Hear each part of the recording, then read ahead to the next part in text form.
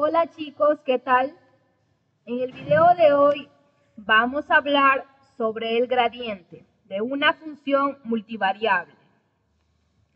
Se nos presenta el siguiente problema, el cual nos dice que cierta región del espacio tiene una temperatura que está dada por la función f, x y z, igual al z al cuadrado por x más e elevado a xy por seno de y más logaritmo neperiano de x al cuadrado. Los incisos nos piden encontrar la dirección donde decrece más rápido. El cambio de temperatura en la dirección 2, 1, 2 y por último, hallar la máxima razón de cambio. Todo esto evaluado en el punto 1, 0, 1. Muy bien. Este problema es muy recurrente en el curso de cálculo multivariable, donde te suelen pedir el máximo crecimiento o la derivada en dirección de cierto vector. Entonces, para resolver este tipo de problemas, nos apoyaremos de la teoría y así las cosas queden bien claras y explicadas. Lo que nos va a ayudar bastante es el término de gradiente en una función escalar. Definimos lo siguiente. Sea f, x, y, z una función escalar, entonces la gradiente de la función está expresada como el vector que se obtiene de la derivada de f respecto de x, f respecto de y, f respecto de z. Y esto se escribe tal como se aprecia en la imagen. Por lo tanto, en todo problema de este tipo, lo primero que se debe hacer es hallar las derivadas respecto de cada variable, para luego reemplazarla en la gradiente. Es muy importante saber la forma de cómo se está trabajando. Con esto me refiero que nosotros hallamos la gradiente, pero de una función escalar, el cual su resultado nos da un campo vectorial. Además, la gradiente representa la normal a la superficie en dicho punto mencionado. En la imagen se puede presenciar la representación gráfica del gradiente. Se aprecia que para el punto P sale un vector normal, el cual será llamado gradiente. En consecuencia, de la normal a la superficie se puede hallar el llamado plano tangente de la superficie. Esto se explica debido a que la normal a la superficie también será normal al plano. Y si recordamos cómo hallar la ecuación de un plano, sabremos que solo se necesita el vector normal y un punto conocido. Haciendo una secuencia de lo que hemos visto, podemos hablar sobre el procedimiento a seguir.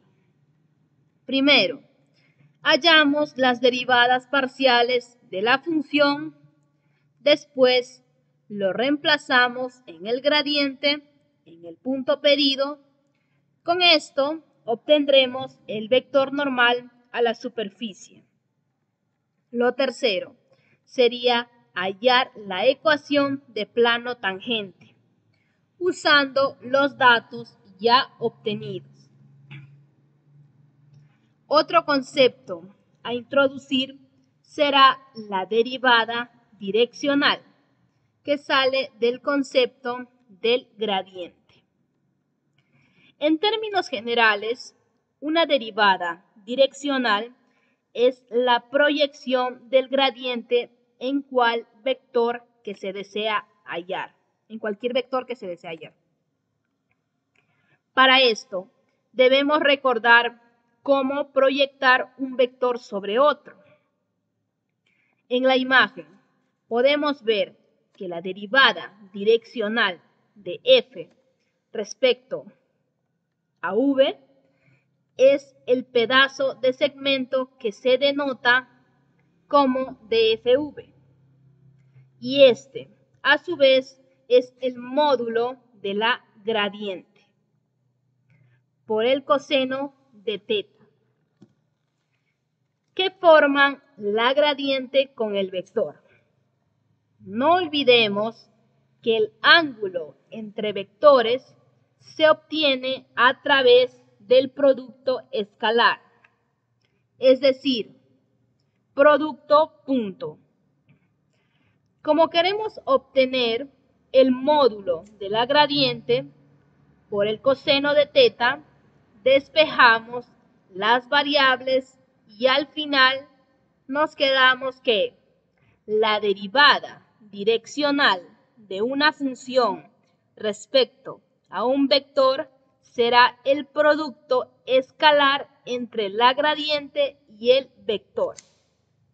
Y esto dividido con el módulo del vector. En pocas palabras, se trata del producto escalar entre la gradiente y un vector unitario. Lo que la derivada direccional nos indica es la variación que sufre la función en dicha dirección. Como estábamos acostumbrados a hallar derivadas de funciones de una sola variable, no necesitábamos hablar sobre dirección. En cambio, ahora en un campo multivariable se debe ser específico el tipo de variación que se está pidiendo. Teniendo marcado estos dos conceptos sobre plano tangente y derivada direccional, resolveremos el problema planteado. Recordemos el primer enunciado, en el cual nos daban una función. Y como sabrán, comenzaremos hallando sus derivadas parciales. Muy bien, nos toca derivar. Te dice, la derivada de la función respecto de x sería z al cuadrado, el x se va, nos toca derivar el exponencial, el cual nos queda y multiplicado con exponencial elevado al xy por seno de y por último la derivada del logaritmo x al cuadrado, el cual sería 2 entre x. Ahora, derivamos respecto de y, donde nos queda hacer la derivada del producto e elevado al xy por seno de y, que sale x por e elevado al xy por seno de y más e elevado al xy por coseno de y. Por último, queda la derivada respecto de z. Esto nos sale 2 multiplicado con z por x. Como ya tenemos las expresiones de cada derivada parcial, hay que evaluar en el punto que se nos está pidiendo, el cual sería el 1,0,1.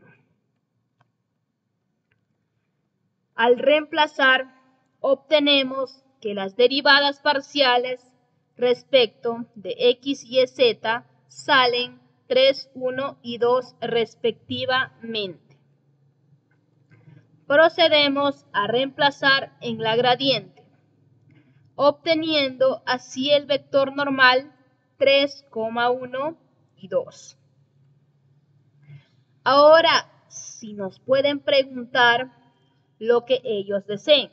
Claro, recordando la teoría que hemos visto previamente. El inciso A nos pide hallar la dirección donde decrece más rápido. Por teoría, sería la misma dirección del vector gradiente, pero en sentido contrario. Con esto me refiero que sería como multiplicar por menos al vector unitario del gradiente.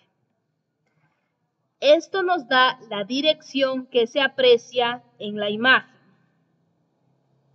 Ahora, para el inciso B, se pide una derivada en dirección del vector 2, 1, 2.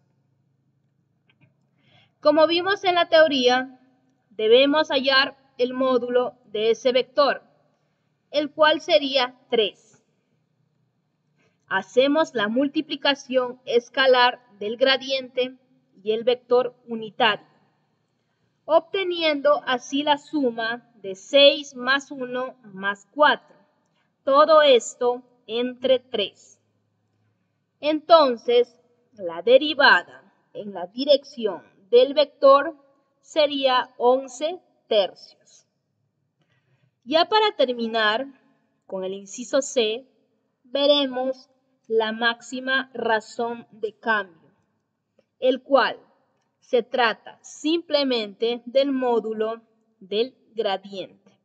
Esto nos sale la raíz cuadrada de 14. Algo que debemos tener en cuenta son los términos de valor y dirección. Esto lo indico porque uno debe saber qué es lo que se le está pidiendo.